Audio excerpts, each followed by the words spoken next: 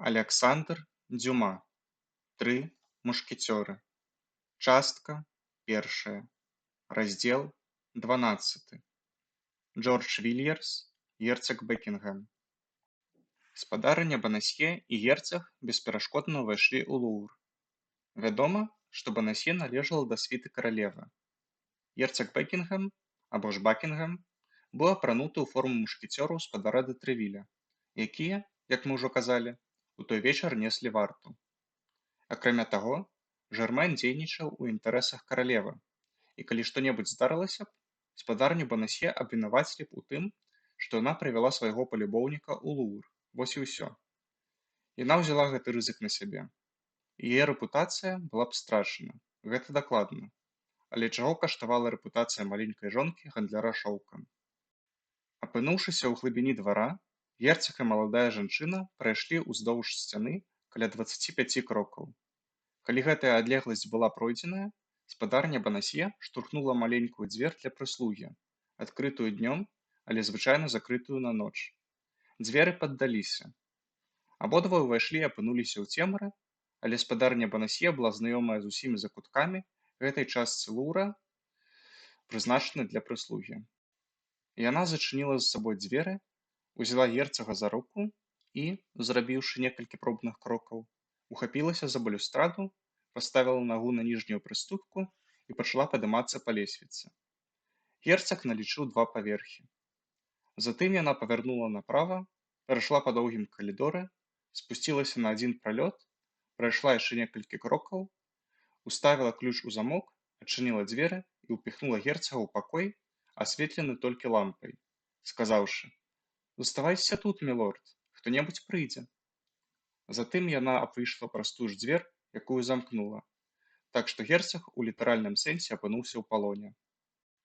Аднак, хоць герцаг Бекінгем быў ізаляваны, мы павінны сказаць, што ён ні на секунду не адчуваў страху.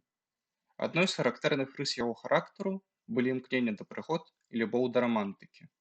Смелы, безразважны і прадпрымальны, ён ужо не ў першы раз рызыкаваў сваім жыццём у падобных спробах.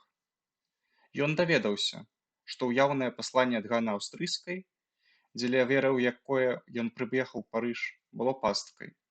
Але замест таго, каб вярнуцца ў Англію, ён, злоўжываючы становішчам, у якое трапіў, заявіў каралеве, што не з'едзе, не пабачыўшыся з ёй. Каралева спачатку рашуча адмовілася, але ўрэшце пачала баяцца, што герцаг, раззлаваўшыся, зробіць нейкае глупства. Яна ўжо вырашыла сустрэцца з ім і настаяць на яго неадкладным ад'ездзе, калі ў той самы вечар, у які яна прыняла гэтае рашэнне, спадарня Банасье, якой было даручана адправіцца за герцагам і даставіць яго ў Лувр, была выкрадзена. На працягу 2 дзён ніхто не ведаў, што з ёй стала, і ўсе заставаліся ў напружанні. Але як толькі яна апынулася на волі і звязалася з Лапортам, усё пайшло сваёй чаргой, і Банасье ажыццявіла небяспечнае прадпрыемства, якое, калі б не яе арышт, было б ажыццёўлена 3 днямі раней. Бекінгем, застаўшыся адзін, падышоў да люстэрка. Мундзір мушкецёра быў яму да твару. У свае 35 гадоў, што было тады немалым узростам, ён па праве лічыўся самым прыгожым джэнтльменам у Англіі і самым элегантным кавалерам у Францыі. Улюбёнец 2 каралёў, бязмерна багаты, у всемагутным каралеўстве, якое ён прыводзіў у беспарадак, а пасля зноў у парадак па сваім капрызе, Джордж Вільярс, герцаг Бекінгем, пражыў адно з тых казачных жыццяў, якія захоўваюцца на працягу стагоддзяў, каб здзіўляць нашчадкаў. Упэўнены ў сабе, у сваёй магутнасці, у тым, што законы, якія кіруюць іншымі людзьмі, не распаўсюджваюцца на яго, ён ішоў прама да мэты, да якой імкнуўся, нават калі б гэтая мэта была гэтак узнёслай і асляпляльнай, што для любога іншага было б вар'яцтвам нават падумаць пра яе. Менавіта такім чынам яму ўдалося некалькі разоў наблізіцца да выдатнай і ганарлівай Ганны Аўстрыйскай і заваяваць яе каханне, асляпіўшы яе сваёй пышнасцю. Джордж Вільярс, як мы ўжо казалі, падышоў да люстэрка, паправіў свае выдатныя хвалістыя валасы, растрапаныя пад цяжарам капялюша, падкруціў вусы і з сэрцам, перапоўненым радасцю, Шчаслівым і ганарлівым таму, што набліжаўся момант, пра які ён так доўга марыў, ён усміхнуўся сабе з гонарам і надзеяй. У гэты момант дзверы, схаваныя з габеленам, адчыніліся і з'явілася жанчына. Бекінгем убачыў яе ў люстэрку і ўскрыкнуў. Гэта была каралева. Гані аўстрыйскай было тады 26-27 гадоў. Гэта значыць, яна была ў поўным росквіце сваёй прыгажосці. У яе была пастава каралевы або хутчэй багіні. Яе вочы адлівалі смарагдавым бляскам, былі вельмі прыгожыя і ў той жа час поўныя пяшчоты і велічы. Рот у яе быў маленькі і ружовы, і хоць ніжняя губа, як ва ўсіх прынцаў аўстрыйскага дома, злёгку выдавалася наперад, усмешка была ў вышэйшай ступені цудоўнай, але гэтак жа глыбока пагардлівай. Яе скура выклікала захапленне сваёй аксаміцістай мяккасцю. Рукі былі незвычайнай прыгажосці, і ўсе паэты таго часу апявалі іх як непараўнальныя. Нарэшце, яе валасы, якія з светлых у юнацтве сталі каштанавымі і якія яна завівала вельмі проста і багата пудрала, цудоўна адцянялі яе твар, на якім самы прыдзірлівы крытык мог бы пажадаць толькі крыху менш румян, а самы прыдзірлівы скульптар крыху больш тонкасці ў носе. Бекінгем на імгненне аслупянеў. Ніколі яшчэ Ганна аўстрыйская не здавалася яму такой выдатнай сярод баляў, святкаванняў і гулянак, як у гэты момант, апранутая простая сукенка з белага атласа і ў суправаджэнні доні Эстэфаніі, адзінай з іспанак, якую не прагнала ад яе рэўнасць караля ці пераследы Рышэльё. Ганна аўстрыйская зрабіла 2 крокі наперад. Бекінгем кінуўся да яе ног і, перш чым каралева паспела перашкодзіць яму, пацалаваў падол яе сукенкі.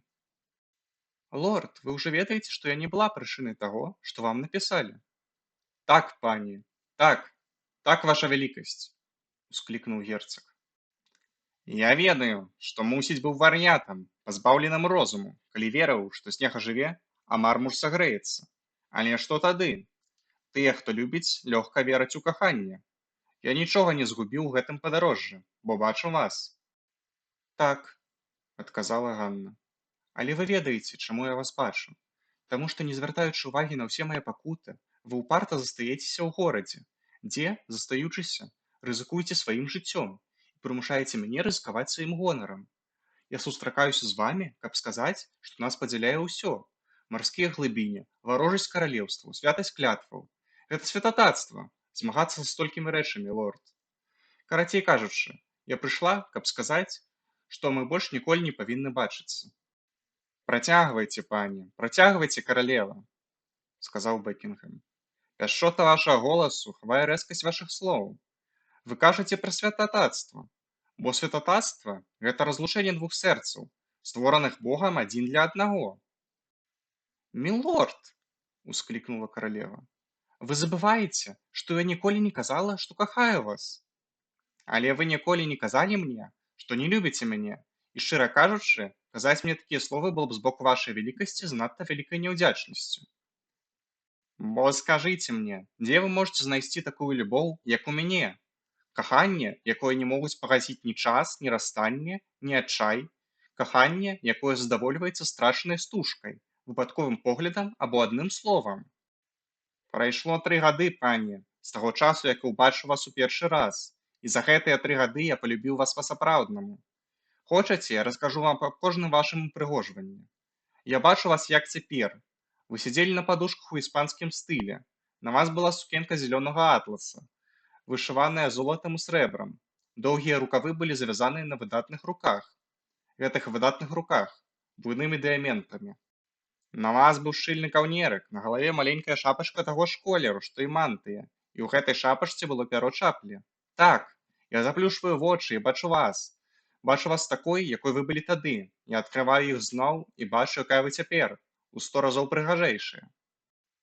«Якое глупства!» — прамармытала Ганна аўстрыйская, у якой не хапіла смеласці папракнуць герцага за тое, што ён так добра захаваў яе партрэт у сваім сэрцы. «Якое глупства сілкаваць бескарысны запал такімі ўспамінамі! І на што тады я павінен жыць? У мяне няма нічога, акрамя ўспамінаў. Гэта маё шчасце, мой скарб, мая надзея. Кожны раз, калі я бачу вас, гэта новы брыльянт, які я захоўваю ў скрыначцы свайго сэрца. Гэта ўжо чацвёрты шанец, які вы выпусцілі, а я падабраў, таму што за 3 гады, спадарня, я бачыў вас усяго 4 разы. У першы раз, пра які я вам распавёў, у другі у асабняку спадарні Дэшеўрос, у трэці ў садах Амьена. Герцаг, сказала каралева, чырванеючы, ніколі не кажыце мне пра той вечар. Наадварот, давайте пагаворым пра гэта. Гэта быў самы шчаслівы і бліскучы вечар у маім жыцці. Вы памятаеце, якая гэта была выдатная ноч, якім мяккім і духмяным было неба, як прыгожыя былі блакітныя нябёсы і зорныя амаль небасхілу. Ах, тады, спадарня, я змог на імгненне застацца з вамі сам-насам. Тады вы збіраліся расказаць мне ўсё аб сваёй адзіноце, аб нягодах свайго сэрца. Вы абапіраліся на маю руку, на гэтую руку, спадарня. Схіліўшы да вас галаву, я адчуў, як вашыя прыгожыя валасы дакрануліся да маёй шчакі. І кожны раз, калі яны дакраналіся да мяне, я дрыжаў з галавы да ног. Ах, каралева, каралева, вы не ўяўляеце, якая асалода нябесная, якія райскія радасці заключаны ў падобным імгненне. Вазьміце маё багацце, маю ўдачу, маю славу, усе дні, якія мне засталося пражыць, дзеля такога імгнення, дзеля такой ночы, як гэтая. За тую ноч, спадарня, за тую ноч, калі вы любілі мяне, я гатовы паклясціся ў гэтым. Так, герцаг, магчыма, што ўплыў гэтага месца, зачараванне прыгожага вечара, зачараванне вашага погляду, словам, тысячы абставінаў, якія часам аб'ядноўваюцца, каб загубіць жанчыну, згрупаваліся вакол мяне ў той фатальны вечар. Але прашу заўважыць, вы бачылі, што каралева прыйшла на дапамогу жанчыне, якая запнулася. Пры першым жа слове, якое вы адважыліся вымавіць, пры першай жа вольнасці, на якую мне давялося адказваць, я паклікала на дапамогу. Так, так, гэта праўда. І любая іншая любоў, акрамя маёй, не вытрымала б гэтага выпрабавання. Але мая любоў выйшла з яго больш палкай і вечнай. Вы верылі, што ўцячэце ад мяне, вярнуўшыся ў Парыж. Вы верылі, што я не асмелюся расстацца са скрабамі, за якімі мой кароль дарушыў мне прыглядаць. Што значылі для мяне ўсе скрабы свету і ўсе каралі зямлі? Праз 8 дзён я вярнуўся, спадарня. У той раз вам не было чаго мне сказаць. Я рызыкаваў сваім жыццём і добразычлівасцю, каб бачыць вас хоць на секунду. Я нават не дакрануўся да вашай рукі, і вы даравалі мяне, убачыўшы такім пакорлівым і раскайваючымся. Так, але паклёп распаўсюдзіўся на ўсе тыя вар'яцтвы, у якіх я не прымала ўдзелу, як вам добра вядома, герцаг. Кароль, узбуджаны словамі кардынала, падняў страшны шум. Спадарня Даверне была выгнана ад мяне. Путанж быў сасланы. Спадарня Дэшеўрос запала ў няласку. А калі вы захацелі вярнуцца паслом у Францыю, сам кароль, памятаеце, мілорд, сам кароль запраціўся гэтаму. Так, і Францыя збіраецца заплаціць вайной за адмову свайго караля. Мне не дазваляюць бачыцца з вамі, спадарня, але вы будзьце кожны дзень чуць пра мяне. Як вы думаеце, якую мэту мае гэтая экспедыцыя ў Рэ і гэты саюз з пратэстантамі Ларашэлі, які я ладжу? Пабачыць вас! У мяне няма надзеі пранікнуць з мячом у руцэ ў Парыж. Я гэта добра ведаю. Але гэтая вайна можа прывесці да міру. Для дасягнення гэтага спатрэбіцца пасярэднік. І гэтым пасярэднікам буду я. Тады яны не асмеляцца мне адмовіць. І я вярнуся ў Парыж, і зноў бачу вас, і на імгненне буду шчаслівы. Праўда, тысячам мужчын прыйдзецца заплаціць за маё шчасце сваім жыццём. Але што мне да гэтага, калі я зноў бачу вас? Магчыма, усё гэта глупства, магчыма, вар'яцтва. Але скажыце мне, у якой жанчыны ёсць больш шчыра закаханы, у якой каралевы слуга больш палкі? Пане, пане, вы спасылаецеся ў сваё апраўданне на тое, што абвінавачвае вас мацней. Усе гэтыя доказы любві, якія вы мне даеце, амаль злачынства. Таму што вы не любіце мяне, спадарыня. Калі вы любілі мяне, вы б глядзелі на ўсё гэта інакш. Калі б вы любілі мяне, калі б вы любілі мяне, гэта было б з надта вялікім шчасцем. І я б сышоў з розуму. Ах, спадарня Дэшеўрос была менш жорсткая, чым вы. Холанд любіў яе, і яна адказавала на яго каханне.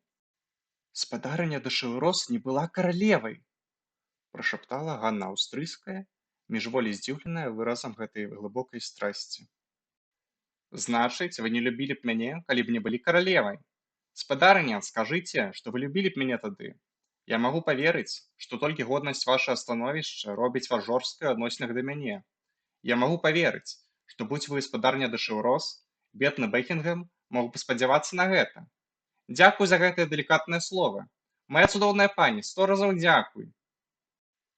Пане, мілорд, вы дрэнна зразумелі, няправільна вытлумачылі. Я не хацела сказаць. Маўчыце, маўчыце, усклікнуў герцаг. Калі я шчаслівы, здзейсніўшы памылку, не будьце так жорсткія, каб пазбавіць мяне ад яе. Вы самі сказалі мне, пані, што я трапіў у пастку. Я, можа быць, пакінуў ёй сваё жыццё, таму што, як гэта не дзіўна, у мяне ўжо даўно было прадчуванне, што я хутка памру.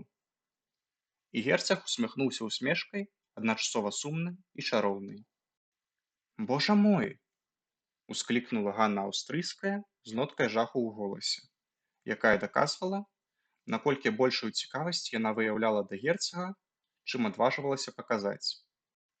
Я кажу вам гэта не для таго, спадарыня, каб напалохаць вас. Не, з майго боку нават смешна казаць вам пра гэта. І паверце, я не звяртаю ўвагі на падобныя сны. Але словы, якія вы толькі што сказалі, надзея, якую вы мне амаль падарылі, акупілі б усё, нават калі б гаворка ішла пра маё жыццё. Але ў мяне, сказала Ганна, у мяне таксама, герцаг, былі прадчуванні, у мяне таксама былі сны. Мне прыснілася, што я бачыла вас на падлозе, у крыві, параненым. У левы бок, ці не так, і ножом, перабіў яе Бекінгем. Так, гэта было так, герцаг, гэта было так, у левы бок і ножом. Хто мог сказаць вам, што я бачыла гэты сон? Я не дзяліла яго ні з кім, акрамя Бога, і тое толькі ў сваіх малітвах. Я не прашу большага. Вы любіце мяне, спадарыня, гэта дастаткова. Я люблю вас? Так, так. Хіба Бог не пасылаў бы вам такія ж сны, як мне, калі б вы мяне не любілі? Былі б у нас аднолькавыя прадчуванні, калі б нашы жыцці не закраналі сэрца. Вы любіце мяне, мая выдатная каралева, і вы будзеце плакаць, калі я памру. Божа мой! Усклікнула Ганна Аўстрыйская. Гэта больш, чым я магу вынесці. У імя неба, герцаг, пакіньце мяне, сыходзьце. Я не ведаю, люблю я вас ці не, але я ведаю, што не дазволю і лжэсведчыць. Таму злітуйцеся нада мной і сыходзьце. Калі б з вамі здарыўся ўдар у Францыі, калі вы памерлі ў Францыі, калі б я магла ўявіць, што ваша любоў да мяне стала прычынай вашай смерці, я б не змагла суцешыцца, я б звар'яцела. Едьце жа, едьце, прамалю вас. Ой, якая вы прыгожая! Як я вас кахаю! Усклікнуў Бекінгем. Сыходзьце, сыходзьце, малю, і вяртайцеся пазней, паслом, міністрам, у асяроддзе аховы, якая будзе абараняць вас, са слугамі, якія будуць прыглядаць за вамі. І тады я больш не буду баяцца і буду шчаслівая бачыць вас. Ах, гэта праўда, што вы кажаце? Так. Тады мне патрэбны які-небудзь заклад вашай паблажлівасці, які-небудзь прадмет, які зыходзіць ад вас і можа нагадваць мне пра тое, што я не сплю. Што-небудзь, што вы насілі, і што я, у сваю чаргу, магу надзець. Кальцо, каралі, ланцужок. Вы пойдзеце? Пойдзеце, калі я дам вам тое, што вы патрабуеце? Так, у гэты самы момант? Так. Вы пакінеце Францыю і вернецеся ў Англію? Я так і зраблю, клянуся. Тады пачакайце, пачакайце. Ганна Аўстрыйская вярнулася ў свае апартаменты і амаль адразу ж выйшла адтуль, трымаючы ў руках шкатулку з ружовага дрэва з яе ініцыяламі, інкруставаную золатам.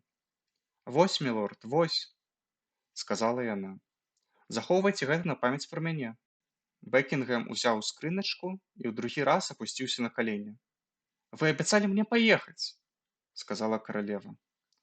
І я стрымаю сваё слова. Вашу руку, каралева, вашу руку, і я сыходжу. Ганна Аўстрыйская працягнула руку, заплюшчыла вочы і абаперлася другой рукой на Эстэфанію, бо адчувала, што сілы вось-вось пакінуць яе. Бекінгем горача прыціснуўся вуснамі да гэтай цудоўнай рукі, а потым, падняўшыся, сказаў: «Праз 6 месяцаў, калі я буду жывы, я зноў убачу вас, спадарыня, нават калі мне давядзецца перавярнуць свет». І, верны гэтаму дадзенаму ім абяцанню, ён выбег у калідор. У калідоры ён сустрэў спадарню Банасье, што чакала яго, і з тымі ж перасцярогамі і з тым жа поспехам праводзіла яго з Луўра.